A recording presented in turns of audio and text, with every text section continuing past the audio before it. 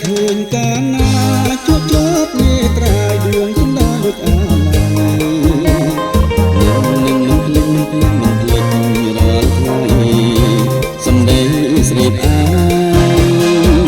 សំដីផ្អែមជាចិត្ត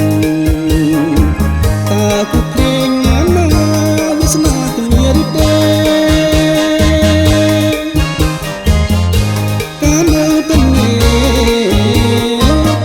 ឬជាស្នេហ៍គេទៅហើយខ្មៅប្រាប់ខ្ញុំផងបើសិនមុនល្អនឹងមិនអាណិត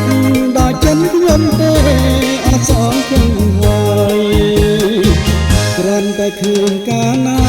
ជួបជាប់នេត្រាយដួងចិនដាដូចអាឡ័យ